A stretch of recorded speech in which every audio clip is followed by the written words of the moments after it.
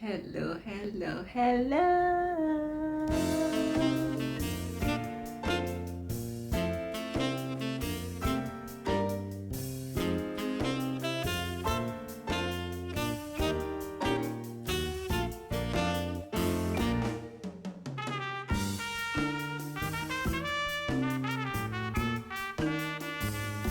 Hello, hello, hello. You must be wondering, what is she up to?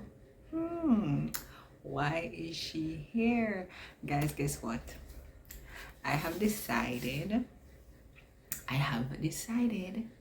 to follow Jesus. But other than that, I've decided to start a channelish, vibe-ish thing where I'll be looking at what I've been asked to look at for such a long time, and that is homeschool things.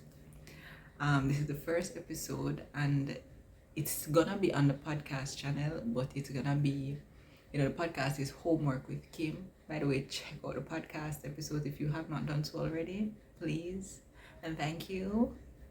Right? But this section or segment is gonna be kind of like a branching off, and I'm calling it, wait for it, Homeschool with Kim. Hey, I came up with that all on my own. So it's gonna be Homeschool with Kim, where I talk about homeschool, my journey, what I use in, tips, recommendations. Might drop a few little resources here and there. Not might, I will, right? And I just want to share, right? And I want to help those who are considering homeschooling, especially if you're in Jamaica, but not only for those in Jamaica. And to let you know that I have no special skills, as in I didn't go to college to learn how to homeschool, but there are certain things that I have picked up along the way, and I want to share it with you all. And I want to share a part of me, a big part of me, which is my passion for teaching my darling girl who is napping now, and all the resources that I've come into. So I'm gonna start this first episode now episode they call them, right? This first episode as a Q&A. So nobody has sent me any questions, but I'm just gonna try to answer some questions that I think you may have, and if you don't have them, well, still listen to the answer anyways, right? First question, what is your name? My name is Kimona Farkison, formerly Kimona Grant, but I is married now for 8 years to somebody whose name kind of is close to mine, and I didn't even realize it until people started pointing it out to me. I kid you not, I didn't even realize that our first part of our names were Kim and Kim, right? But yeah, so I'm Kimona Janie Farkison. How old are you? I am 31 years old, so I'm a millennial, representing for the millennials where use the brain. Well, not saying that not all millennials use their brain, let me rephrase that. Representing for the focused and old school millennials. I like to think of myself as an old school millennial, believe in a whole heap of the old time traditions and ways of doing things. That's me. If I could describe myself in one word, what would that word be? That word would be never. As in, I could never describe myself in one word. My husband, I've asked him that question before to describe me in one word, and he chose the word technical. What? I'm like, really? Of all the words in English, you've been married to me for how long now? Nearly a decade. And you choose to describe me as technical? But I don't quite agree with that description. I'd probably say I am a bit complex, but the thing with my complexity or complexness, I don't know which one, complexity, is that I'm complex because I'm trying to get to simple. the thing when you see something simplified, it not just get up and simplify. So you usually have to work through the complexities to arrive at the simplicity of it all, right? So I'm complex but simple at the same time, right? And I would say I'm pretty down to hurt.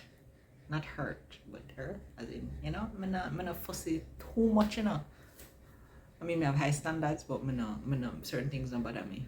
Certain things don't bother me. Enough things don't bother me, except if it really bother me. Okay, next question. Why did you start homeschooling? Why did I start homeschooling? Cue some Christian music.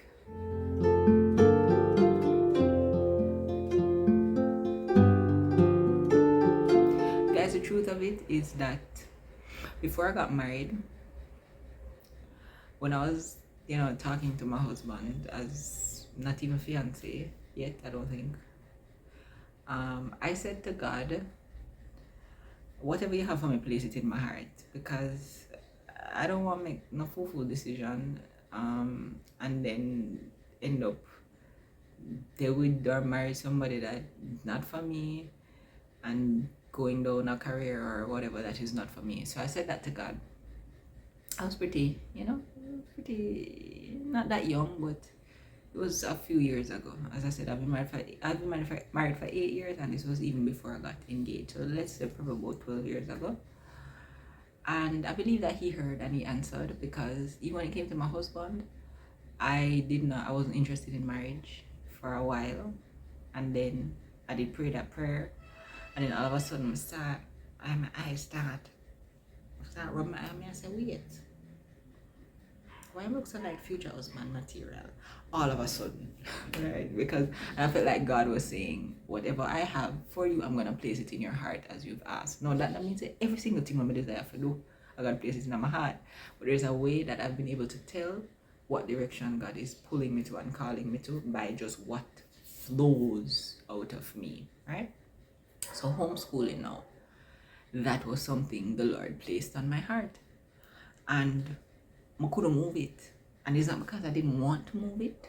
It's not because, it was just so nice and gave me warm, fuzzy feelings. I could not remove it. I could not remove my desire for it. I could not remove the weight or the burden that I was feeling that I would need to do it. And so that is really why, that is how I started. That's how I started, yeah. God led me. God led me there. No joke. God led me there. What did your husband say when you told him you wanted to homeschool? I won't say again. Well, it's more about what he did not say. All right, so I remember I was in the car. I was coming from work. He had picked me up. He had actually picked me up from work, and it had been on my mind. I never even conceived it. We never even started trying to conceive at that point, I don't think. And I remember it was on my mind, and I just couldn't figure out. I mean, we always had open conversations, but this was one of those cases where I didn't know how he was going to respond, and I was really afraid that he would disappoint me with how he responded, because as I said, it was on my heart, and there was such a great burden that I was really afraid that he would say, "Now, Kimona, are you nuts?" in this time. And not in this time from a place of, oh, woman to be, but from an economic standpoint, right? But I remember, like, it was just on me that I needed to tell him. And I remember the stoplight how we did it right in the half a tree there. So, and I said it to him. I said, I know we haven't had our child yet, but when we do have the child, I feel like God is leading me to homeschool the child. And there was silence. There was silence. He didn't say anything, and I was like, so how do you feel about that?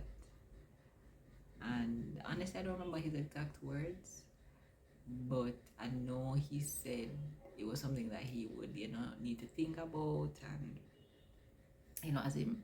And I'm the type of person I don't really like waiting, right? So even though he told me he would think about it, but still I make my case, right? I'm gonna say, I know you need some time to I'm gonna say, I know you need some time to think about it, but I would not have brought this to you, if I didn't really feel, if I didn't feel strongly about it, and me, I try work it in as he thinks about it, right?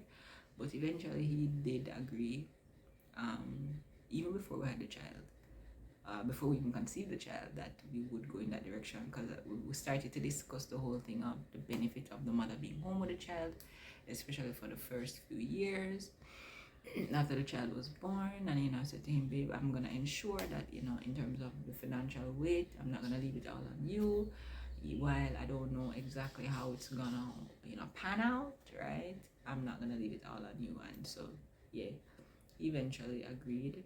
And of course, I'm believing he agreed based on his own conversations with the Lord, and his own prayer, and his own thoughts. I didn't hold any weapon to any part of his body and force him to do it. He agreed. Good man. Big up my man. Is it hard? Is it hard? Yes. Listen, at 2022, everything hard. Everything that was once easy is hard, right? But on a serious note, yes, it is hard. It is challenging. It is rewarding. It is wonderful. But it is also hard. And if I were to get into what parts of it is hard, what parts of it are hard, at some point, every part of it is hard. Everything not at one time, but at some point, it's like they rotate. Today this hard, next week, next month, next year that hard. It just all changes. Is it worth it? Yeah, it is. It's definitely worth it. How do you stay motivated? What motivate me? I tell you already, God put it on my heart. I tell my sister, I talk to my sister all the time, and my mother, like, they know the part of Kimona that is, not the, oh, let's homeschool. The part of Kimona that is like, Janine, mommy, I can't tell me I'm gonna take this up on myself. Like, why may I do this to myself? The parts of me that some days cry, the parts of me that question my decision many times. But how I stay motivated is legit every single time. Because I've sat down with my husband, and I've made up my mind, like, before I sit down to tell him, say, I'm done with this. We're sending Phoebe out. This is hard. This is taking a toll. The burden of it, the responsibility and all that stuff, trying to balance earning from home and working from home and doing this, doing that, trying to make money, trying to my washing machine, trying to keep Phoebe's thing, Phoebe's lessons and stuff, and she being with a child 24/7. Yeah, it's hard. Well, pretty much 24/7. But I stay motivated because, one, I know it's the best choice for Phoebe. I know it is the best choice for my baby. I've seen how it has helped, how it has, like, Phoebe is Phoebe because of the decision that we've taken as her parents. Mainly because of this particular decision to have her spend her first formative years with us for the majority of the time, and me investing in quality. Because let me tell you, there is quality education out there, don't get me wrong. But you see, the quality that I'm giving Phoebe, and this is no offense to any teacher, I'm the best. I'm the best for her, at least at this stage. I know it, right? And my motivation is the fact that every time I try for, I don't think I finished telling the story. I've sat down with my husband, and I've said to him, Kim, I'm done. Me not do this no more. And we've literally started to say, okay, what is the next step? And we just get stuck. Not because we don't know what the next step is, but because then I start to now sit down and stare into space and say, oh, the burden is too great. I cannot let it go. And my work is not done with this child. My work is not done with this child. So that motivates me, the fact that I can't really let go just yet. And God is my strength. That's just the truth. Do you have any fears about homeschooling? Do I have any fears about homeschooling? No. No, not one. No, not one. I don't have any. And sometimes people talk to me and they expect you can tell that they're trying to introduce some fears. Possibly, I don't have none. And it's not because I don't hear all these opinions and stuff. I just don't have any fears because I'm trusting God and I'm believing that the decision that I've taken is actually the best decision for her. So no, I don't have any fears. Fears about socialization, no. Phoebe socialized enough, and if you talk to her, you'll know that she's not short of socialization. And I can tell you what we've learned and what we've been conditioned to believe as to how children learn to socialize, which is with their peers all the time. No, it don't work that way. It don't work that way. The same way that you are able to get your child into activities with other children, I'm doing the same, and she's interacting, socializing where she lives. My goodness, the amount of people socialize with at the gas station. People now drive up to the gas pump, right? And Phoebe asked me to turn on the window if she not turn it on herself, and she and the gas pump attendant is having conversation. We go to wholesale, we go to pharmacy. Phoebe attack to people, them attack to her, and most times they're actually appalled at how well she responds. No, this is not no pat on the back. I'm saying socialization. How a child learns to socialize is by socializing. Yeah? Not in a room with their fellow peers. That is not how socialization is learned. It is learned by a child actually socializing. So right where your child live, you have some houses, you have people around. Yeah, that's how you socialize with other people. So wherever there are other people, yeah, there's the opportunity to socialize, right? I'll be left for that piece of advice later.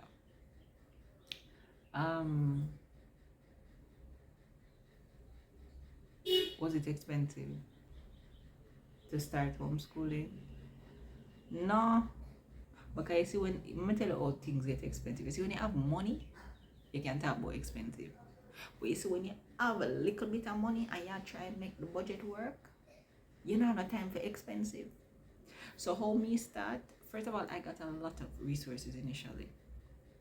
But I was starting, and this is what I say, you have to start and then make the something them start coming. Because when people see what you do, them said me I go invest. You understand what I'm saying? So me go dig up all cartridge paper, all cardboard box, start cut out and make calendar, turn something when I use on the back, use that drop line and so forth and such. That is how I got started. Abeka, I ordered a couple books online, but it was not expensive to start because the only way some are expensive for kimono, right, is if me did have a heap of money for spend. If you don't have a heap of money for spend, you don't have the time to think about expensive. It have to go work out cheap because it have to go work. Whatever you have, it have to go work. So no, it was not expensive, and that is the mentality more people for have. Don't bother try to reach where your hand can reach. Okay, you'll never get started. Nobody come look and say, boy, I'm gonna say, oh, them have a nice classroom set up, paint up nice, and boy, I wish me did have one of them metal desks there and all them. Some of them can't start. No. If you have a hassack, if it's a hassack you have, use what you have, right? If it is that is truly your desire, do not let somebody else's vision or somebody else's what they're doing be how. No, them people over there start them must make sure recorded a video. Right. Don't let somebody else's vision and what you see on Pinterest. Because I'm a Pinterest girl, and I mean pin, but my pin and then say to babe, say to my husband, say babe, oh, can do this for cheaper. Oh, can do this for cheaper. Right? This, I went up to Growing Minds, right? It's a little, it's a, what do they call it? Storyboard kind of thing. It's a storyboard kind of thing. My husband hung two attach two pieces of board to the back to make it heavy so it not blow when the wind blow. I will hang it up, use one string, show the string up at top this right, one piece of string, and one nail in the wall, and there's a nail in the wall, and that is how the board went up. This wasn't even the original one that we had. The other one that we had was like a ply, but it was super heavy, and things would just go by and say, okay, I get cheap. You have to think, there are nights I was up late nights writing, drawing, because it was cheaper to do that than to go print. Because homeschool have to go on by any means necessary, and it has to be done in the most cost-effective way for me. How long do you plan to continue homeschooling? When do you plan to stop? I don't know. And somebody asked me this the other day, you know, and they're like, so when you plan to transition her? I said, I don't know. I said, I don't know. And guess what? It might sound away, you know, but I really don't know. I don't really ashamed of the fact that I don't know, because guess what? I'm trusting God, and I am observing my child, and I am looking to see where she is when she get there. I'm gonna teach her to write cursive, and let me tell you, that is one of my main things right now. I've met several children who they're no longer learning cursive, and cursive is so important for memorization, for developing the memory, that I need my child to learn cursive, right? I know there's some Jamaica academies out here, and I'm trusting that they do have that option. But for me personally, she's learning cursive now. She's transitioning into K5 now. But I'm gonna keep going. I don't know when I'm gonna stop, and I don't care that I don't know when I'm gonna stop. I'll stop when I'm done, right? And so that is a plan. All right, guys, so I'm gonna just answer a few little questions. Hit the subscribe button, and then put a ding, or like a click on your notification bell, so that you'll see the next time I upload. Also, please check out the Homework with Kim podcast.